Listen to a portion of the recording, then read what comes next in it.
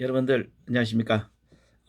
이번 시간에는 대통령 등의 경우에 관한 법률에 대해서 같이 공부를 해보도록 하겠습니다. 그래서 우리 국가를 대표하는 대통령은 신변의 안전을 보호하기 위해서 어떤 절대적인 어떤 권한적 행사를 가지고 통제권을 행사해야 되는 어떤 그런 모든 근거가 담긴 것이 바로 대통령 등의 경우에 관한 법률이다. 이렇게 보시면 되겠습니다. 그렇습니다만은 대통령 지금 현재는 대통령 경호처로 되어 있습니다만은 이 대통령 경호처의 어떤 전신이 뭐겠습니까? 대통령 경호실이었지 않습니까? 그래서 이 명칭의 변화가 생김에 따라 가지고 이 법적인 어떤 근거를 하는 이 법적인 명칭도 변하게 됐다는 것입니다. 그래서 제일 처음 이 대통령 경호실이 태동을 한 것은 1963년도에 박정희 대통령이 취임을 하면서 12월에 이 국회법을 통과해서 대통령 경호실법이 국회법을 통과해서 이 법적 근거를 기동으로 해서 바로 대통령 경호실이 태동을 해서 지금까지 모든 어떤 법적 권한을 행사를 해왔습니다. 그런데 이명박 정권에 들어오면서 이 편제 조직이 생겼다는 것입니다. 초기 단계에서는 청와대에서는 대통령 비서실과 대통령 경호실 두 개의 조직으로 되어 있었습니다. 그래서 대통령 경호실에서 모든 법적 근거와 역할, 범위를 갖다가 설정한 것이 대통령 경호실 법이었습니다만은 그래서 이명박 정권이 들어와서 편제가 변화가 생겨 즉 대통령 경호실과 대통령 비서실을 합해서 대통령실이 됐다는 것이거든요. 그래서 그 산하에 경호처라 해서 대통령 경호실이 어떤 하향, 직급의 하향이 해가지고 그 대통령실의 어떤 세부 조직으로 결정이 되기 때문에 대통령 경호실이 없어졌다는 것이거든요. 대통령 경호실이 없어졌는데 그러면 대통령 경호실법이 있어야겠습니까? 아니죠. 그래서 이 그 업무를 대통령의 절대적인 안전을 갖다가 보장하기 위한 법적 근거서 대통령실법 산하에 대통령 등의 경우에 관한 법률로 명칭이 변화가 됐다는 것입니다. 그래서 현재까지 많은 정권의 변화가 있었습니다만은 그대로 대통령 등의 경우에 관한 법률로 활용을 하고 있다는 것입니다. 그래서 이 조직 근거를 볼 것 같으면은 헌법 제96조에 따르면 행정각부의 설치 조직과 직무 범위는 법률로 정하도록 되어 있습니다. 그것을 이를 근거로 해서 정부조직법 제14조 제1항에 대통령의 직무를 부여하기 위해서 어, 이루어지는 어떤 대통령 등의 경우를 담당하기 위해서 대통령실의 전담기구도 두도록 하고 있다는 것입니다.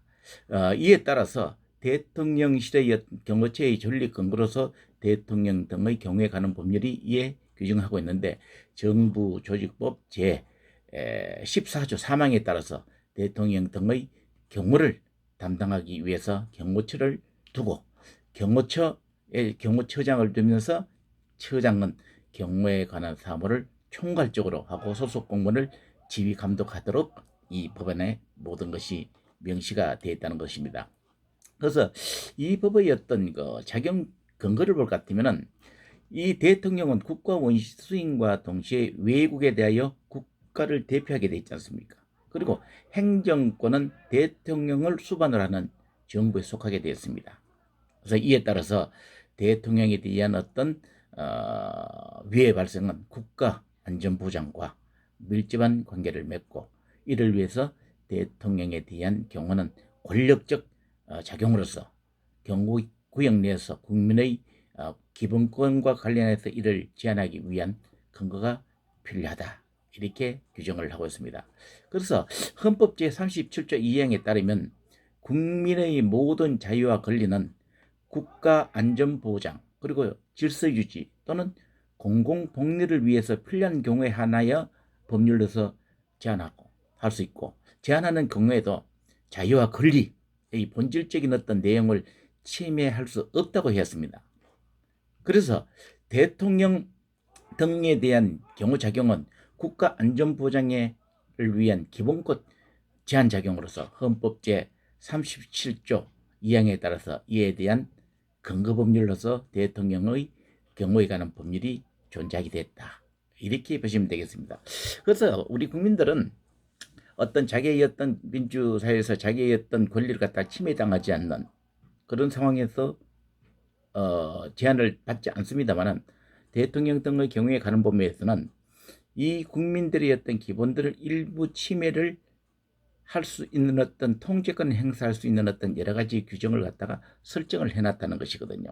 그래서 실질적으로 볼 것 같으면은 우리나라에는 볼 것 같으면은 그 공경호와 민간경호 많은 어떤 조직 투개로 있습니다만은 이 대통령 등의 경우에 관한 법률에 의해서 직무를 수행하는 대통령 경호직 공무원, 그다음에 경찰관 직무집행법에 의해서 임무를 수행하는 그다음에 경찰관 어떤 공권력의 지형과 법적인 어떤 통제권을 행사할 수 있는 어떤 그점 권한이 있습니다만은 실질적인 어떤 민간 경비 업무를 수행하는 민간 경비원들은 경비법 내에는 어떤 권한적 요소가 전혀 없다는 것이거든요. 전부 규제 조항입니다.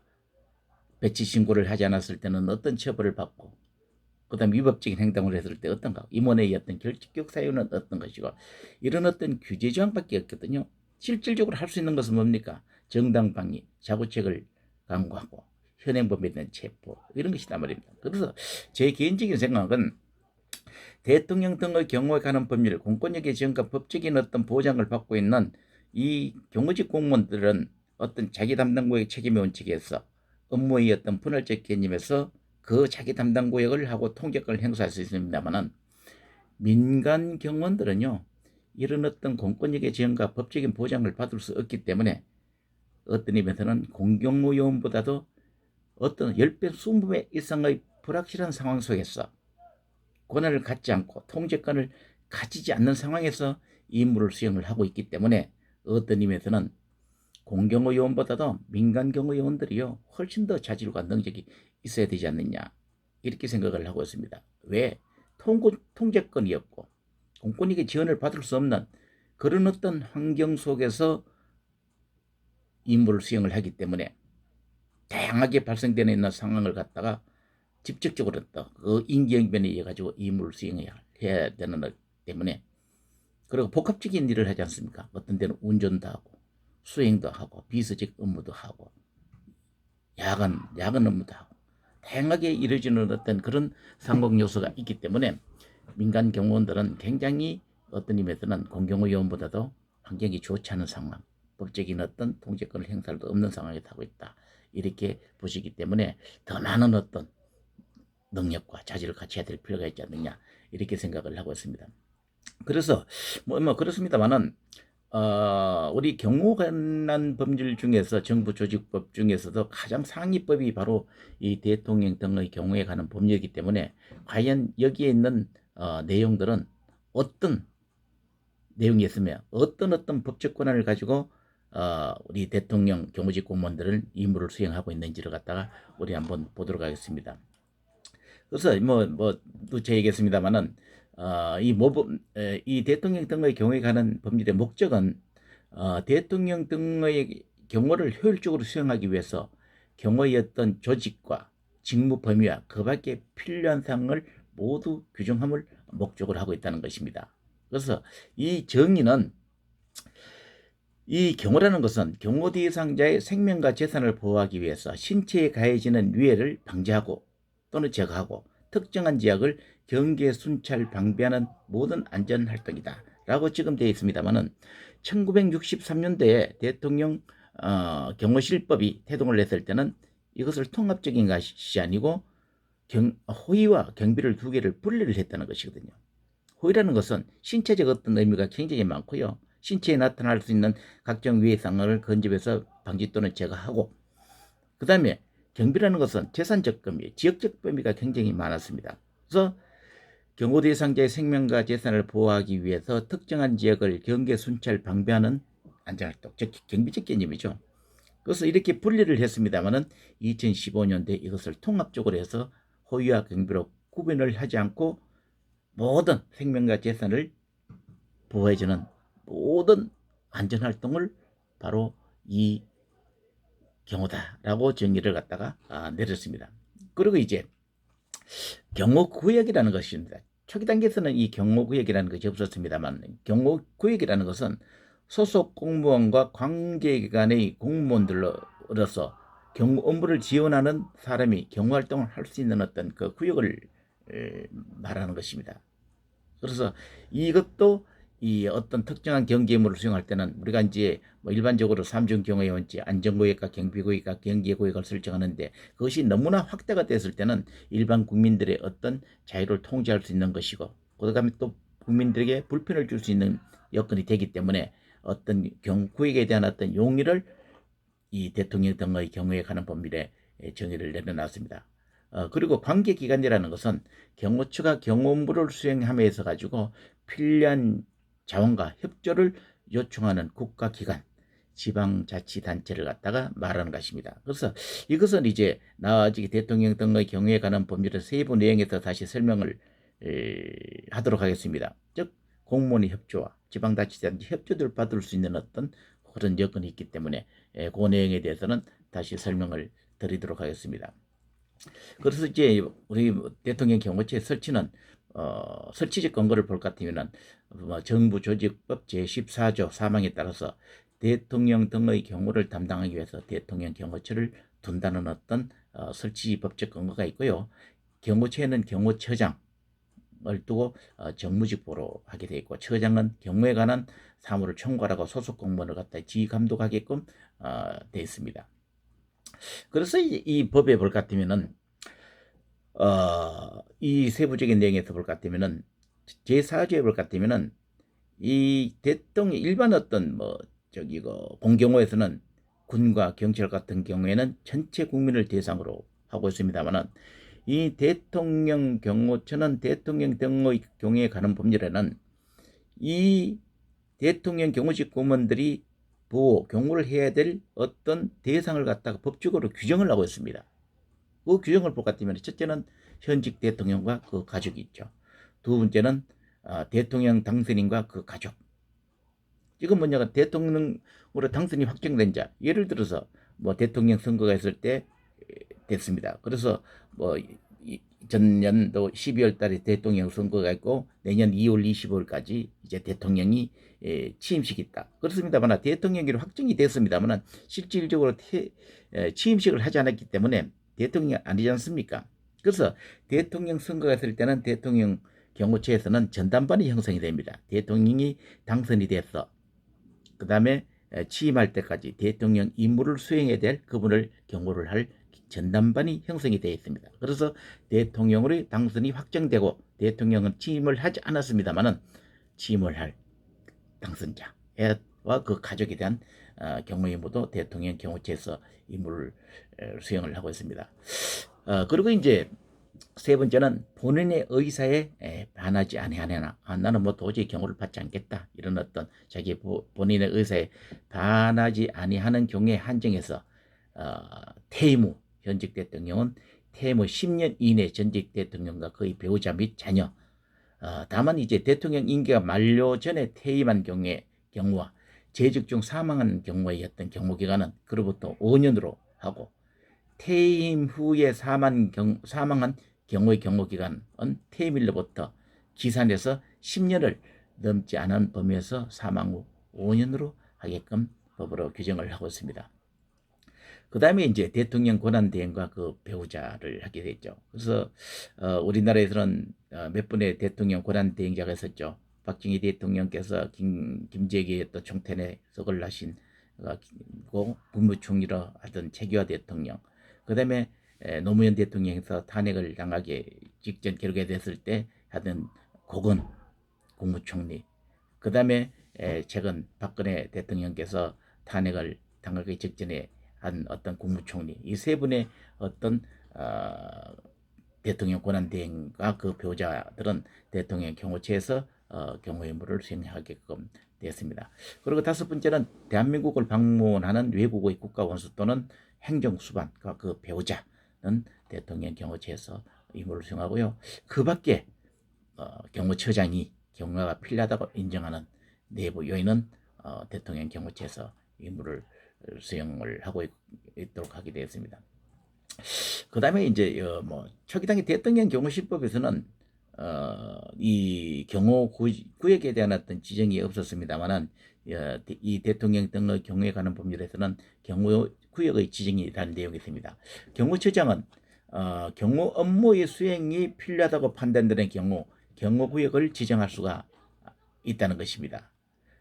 그래서 다만 경호처장이 미리 승인을 받도록 할 수 있는 경우에 그 승인을 받아서 경호구역을 갖다가 지정을 하게끔 되어 있습니다. 그래서 경호구역의 지정은 그 경호구역의 목적을 달성하기 위해서 최소한의 범위를 갖다 선정한다는 것이거든요. 너무 많은 구역을 설정했을 때는 일반인들에게 굉장히 불편을 초래할 수 있는 어떤 그런 여건이 되기 때문에 가능하면 범위를 갖다가 최소한의 범위로 설정하는 것이 일반적인 어떤 관례로 되어 있고요.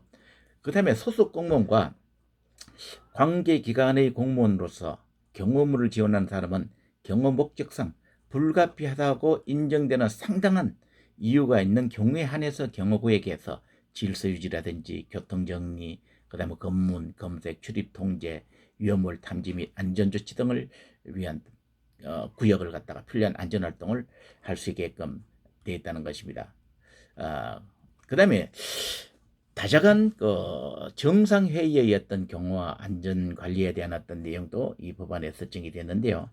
대한민국에서 개최되는 다자간 정상회의에 참석하는 외국의 국가원수 또는 행정수반과 국제기구 대표의 신변, 보호 및 행사장의 안전관리 등을 효율적으로 수행하기 위해서 대통령 소속으로서 경호안전대책기구를 갖다가 둘 수가 있습니다. 그래서 경호대책의 장은 바로 경호처장이 되는 것입니다. 그래서 우리나라 같은 경우에도 본인도 굉장히 영광으로 생각하고 있습니다만은 해관보 정상회담, G20 정상회담 같은 경우 우리나라에 열렸지 않습니까? 그때는 한시법에 해가지고 법안을 설정할 수 있고 본인도 G20 정상회담과 해관보 정상회담 대통령 경호처 경호안전통제단 자문위원으로서 활동을 해서 성공적으로 임무를 수행한 경력이 있습니다. 그래서 안전과 경호와 대책기구의 장은 다자간의 어떤 정상회의의 경호 및 안전관리를 위해서 필요하면 관계기관의 장과 협의해서 통합방위법 제2조 13호에 따른 국가중요시설과 불특정 다수인이 이용하는 시설에 대한 안전관리를 위해서 필요한 인력을 배치 또는하고 장비를 운영할 수 있도록 설정을 했다는 것입니다. 그 다음에 이제 비밀 음수라는 것입니다. 본인도 대통령 경호실에 근무를 하고 퇴직을 할 때는 내가 대통령 경호실에서 근무할 당시에 인지한 모든 내용은 외부에서 발설을 하지 않겠다는 발설을 했을 때는 어떤 처벌도 받는다는 어떤 그런 보안 서약을 하고 퇴직을 했습니다. 그래서 비밀 음수는 소속 공무원으로서 퇴직한 사람과 인원은 소속 기관에 복귀한 사람을 포함해서 직무상 알게 된 비밀을 누설해서는 절대 되지 않는다는 것이거든요. 그래서 소속 공무원은 대통령 경호지 직무와 관련된 사항을 발간하거나 그 밖의 어떤 방법으로 공포하려면 미리 경호처장의 어떤 허가를 받게끔 이렇게 됐습니다. 그 다음에는 이제 국가기관 등에 대한 어떤 협조를 갖다 요청할 수 있다 이렇게 됐습니다. 경호처장은 직무상 필요하다고 인정할 때는 국가기관이라든지 지방자치단체, 그 밖의 공공단체의 장에게 그 공무원 또는 지원을 파견이나 그 밖에 필요한 협조를 요청할 수 있다는 것입니다. 그래서 다만 국가기관 등의 소속 공무원 또는 직원의 파견을 요청하는 경우에는 미리 그 사실을 갖다가 보고를 해야 된다는 것입니다. 그래서 실질적으로 대통령 경호처에 한정된 인원으로 가지고 전반적인 어떤 안전체제를 갖다가 구축할 수가 없습니다. 그래서 대통령님, 즉 대통령께서 지방의 어떤 지방자치단체를 갖다가 순례를 했을 때는 지방자치단체장에게 우리 대통령께서 그쪽에 나가라니까 모든 지방자치단체장과 경찰관, 군병력, 삼성경계 부분에 안전을 갖다 협조할 수 있도록 갖다가 법적 근거에 의해 가지고 협조를 구해야 되는 것이지 이 법적 근거가 없는 상태에서는 절대 모든 인원을 갖다가 우리가 할 수가 없는 것이죠. 그래서 공무원의 협조와 파견을 요청할 수 있도록 이 대통령 등의 대통령 등의 경호에 관한 법률 내에 거기다가 법적으로 효력을 발사할 수 있도록 했다는 것입니다. 그 다음에는 이제 그 제16조에 볼 것 같으면은요, 대통령 경호안전 대책위원회가 있습니다. 그 4조 1항 각호의 경호 대상에 대한 경호 업무를 수행할 때는 관계기관의 어떤 책임을 명확하게 하고 협조를 원활하게 하기 위해서 대통령 경호처에 경호안전대책위원회를 두고 그 다음에 그 위원내 위원장과 부위원장 각 한 명을 포함해서 20명 이내의 위원을 갖다 구성을 하게 됐습니다. 그래서 위원장은 경호처장이 되고요, 부위원장은 경호차장이 되며, 그 다음에 위원은 대통령으로 정하는 관계 모든 부서의 관계국이 대체적으로 뭐 국장급들이 그 임무를 수행하고 있는데, 이것은 대통령 경호에 관한 대통령 경호안전대책위원회 규정에 나중에 별도로 제가 설명을 드리겠습니다만, 그 어떤 업무를 한다는 것이 전부 이게 규정화되어 있습니다. 그 다음에 이제 제10조에 볼 것 같으면은 이것이 어떤 의미에서는 대통령 등의 경호에 관한 법률에서 통제권을 행사할 수 있는 가장 민감한 부분이 아니냐, 이렇게 생각을 하고 있습니다. 즉, 대통령 경호 임무를 수행하는 경호 공무원은 사법 경찰권을 갖다 행사할 수 있다는 것이거든요. 경호 공무원은 대통령 경호처장의 제청에 의해 가지고 서울 중앙지검 검찰청 검사장의 지명한 경호 공무원을 말하는 것이 아무나 되는 것이 아니죠. 경호 임무를 수행할 때 이러한 경호직 공무원들은 대통령 경호 임무를 수행하기 때문에 사법경찰관리의 직무를 수행하게끔 제청을 서울중앙지법 검찰청 검사장의 경호처장이 신청을 한다는 것이거든요. 그래서 이것이 되면 경호 대상에 대한 경호무 수행 중 인지한 그 소속의 소관에 속하는 범죄에 대하여 직무상 또는 수사상 긴급을 요하는 한도 내에서 사법경찰관리의 직무를 수행할 수 있다는 것입니다. 그래서 제1항의 경우 7급 이상의 경호 공무원은 사법경찰관의 직무를 수행하고 있고요. 관이라는 것은 뭡니까? 어떤 간부의 역할이죠. 8급 이하 경호 공무원은 사법경찰리의 직무를 수행할 수 있다는 것입니다. 그래서 대체적으로 볼 것 같으면은 뭐 경위가 7급 정도 되기 때문에 7급 공무원의 7급 공무원으로 공채로 경호직 공무원이 된 사람들은 사법경찰관, 그 다음에 8급, 9급 경호직 공무원들은 사법경찰리의 직무를 수행했다, 이렇게 보시면 되겠습니다. 그런데 이런 사법경찰관리의 직무를 수행할 수 있다고 그래가지고 소속 공무원은 직권을 절대 남용해서는 되지 않고요, 대통령 경호처에 파견된 경찰 공무원은 이 법에 규정된 임무 이외 경찰 공무원의 직무를 파견이 됐으면 직무를 수행할 수 없다는 것입니다. 그 다음에 이제 제19조에 볼 것 같으면은요, 굉장히 민감한 사항인데, 무기의 어떤 휴대와 사용에 관한 내용을 갖다가 대통령 등의 경우에 관한 법률을 갖다가 이렇게 삽입이 되어 있습니다. 그래서 경호처장은 직무를 수행하기 위하여 필요하다고 인정할 때는 소속 공무원에게 무기를 휴대하게 할 수 있다는 것입니다. 그래서 제1항에 따라서 무기를 휴대하는 사람은 그 직무를 수행할 때 필요하다고 인정하는 상당한 이유가 있을 경우 그 사태에 대해서 대응하기 위해서 부득이하다고 판단되는 한도 이내에서는 무기를 사용해서는 안 된다는 것입니다.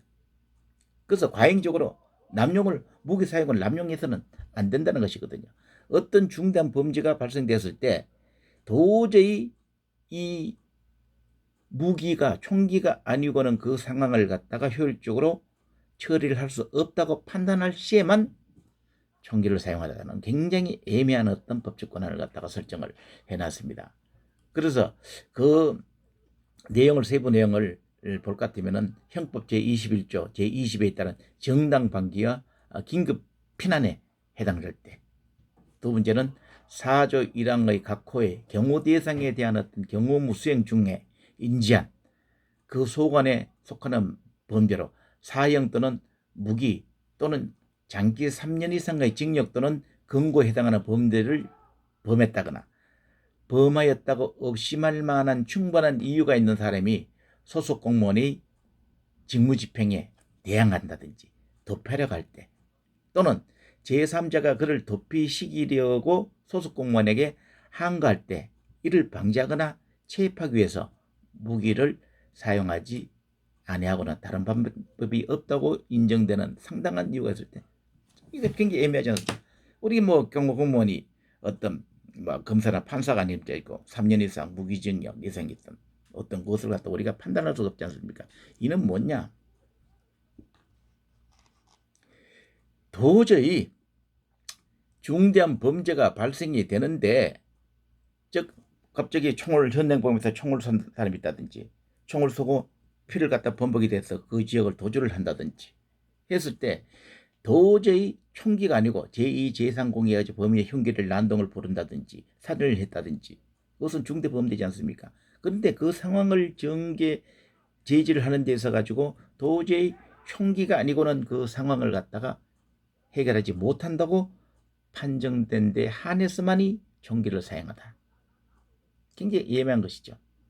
그래서 왕왕 경찰관들도 볼 것 같으면은 총기 과잉 사용이라든지 이런 문제가 나타나고 있기 때문에 굉장히 중요한 사항이고, 그리고 이제 뭐 경호 실무 시간에도 가끔이 가능한 경호 공무원들은 육탄방어적 개념에서 몸으로서 방어를 하고, 가능하면 총기를 사용하지 마라. 위기적 상황이 발생됐을 때는 빨리 경호 대상자를 범인을 잡으려고 그러지 말고 경호 대상자를 제2, 제3 공격으로부터 안전하게 보호하기 위해서 그 지역을 빨리 대피를 시키는 것이 가장 중요하다. 이렇게 되고요. 그 다음에 이제 또 항목을 볼 것 같으면은 야간이나 집단으로 이루어지는 어떤 집단을 이루거나 흉기나 그 밖의 위험한 물건을 휴대해서 경호업무를 방해하기 위해서 소속 공무원에게 항거를 할 경우에는 이를 예방하거나 체포하기 위해서 무기를 사용하지 아니하고는 다른 수단이 없다는 상당한 이유가 있을 때 한해 가지고 무기를 사용하라. 그래서 저 같으면 정당방위 내지는 현행범에 대한 체포, 이런 어떤 여러 가지 어떤 범죄적 상황이 있을 때 볼 것 같으면은 과연 이 업무를 효율적으로 상황 판단하기 위해서 더 큰 화를 일으키지 않고 더 큰 피해를 갖다가 확산되지 않기 위해서는 이 도저히 총기가 아니면은 효율적으로 방어할 수 없다는 어떤 그런, 다만 한해서 총기를 사용하라는 굉장히 민감한 사항으로 되었습니다. 그래서 이제 몇 가지였던 지금까지 말씀드렸습니다만 다시 한번 정리를 할 것 같으면은 대통령 초기 단계에서는 대통령 경호실법이 있었습니다만은 이명박 정권에 들어오면서 편제 조정이 있어가지고 대통령 경호실이 없어지고 경호처로 조직의 편제 변화가 있었습니다. 그래서 대통령 경호실법이 없어지고 대통령 등의 경호에 관한 법률로 전환이 됐습니다. 그래서 이런 어떤 설치 법적 근거에 가지고 대통령 경호처가 정부 조직 배부에 의해 가지고 전속을 하고 그 세부적인 내용을 의해서 가지고 경호의 대상을 설정했고 경호 구역에 대한 어떤 내용을 갖다가 정계 구사하게끔 돼 있고, 공무원의 협조 관계, 대통령 경호 임무를 위해서 사법경찰 지방자치단체장과 그 다음에 공무원의 파견과 협조를 요청할 수 있도록 법적 근거를 설정을 해놨습니다. 그 다음에 이제 경호 임무를 수행할 수 있는 어떤 경호직 공무원은 경호처장의 제청에 의해서 서울중앙지방검찰청 검사장의 동의에 의해 가지고 사법경찰관리의 직무를 수행할 수 있다는 것이거든. 사법경찰관이라는 것은 7급 이상의 경호직 공무원, 사법경찰리는 8급 9급 이하의 7급 미만의 어떤 경호직 공무원이 그 임무를 수행할 수 있다는 내용이고요. 그 다음에 이제 마지막으로 경호직 공무원은 총기를 갖다가 휴대하고 사용할 수 있는 어떤 법적 근거가 있습니다만은 이것은 굉장히 민감한 사항이죠. 그래서 도저히 위급한 상황이 발생하고 현행범에 대한 거, 그 다음에 도저히 이런 어떤 항거적 어떤 개념이 있어가지고 이 총기가 아니면은 그 상황을 도저히 인지할 수 없다는 어떤 그런 내용이 판단됐을 때 한해가지고 총기를 사용하라는 어떤 그렇게 규정되고 있습니다. 그래서 이 대통령 등의 경우에 관한 법은 여러 가지 법적인 어떤 내용이 있습니다만은 가장 상위법입니다. 여러 가지 상충된 법이 있을 때는 그 법 중에서 가장 우선적으로 서는 것이 바로 대통령 등의 경우에 관한 법입니다. 이렇게 아시고요. 여러분들이 인지를 하시고 그 다음에 이걸 바탕으로 해서 과연 다른 경비법이라든지 경찰과 직무집행법, 경호안전대책위원회 규정에는 어떤 것이 산재되어 있는지에 대해서 다시 한번 공부해 보도록 하겠습니다. 여러분들 오늘 수고 많았습니다.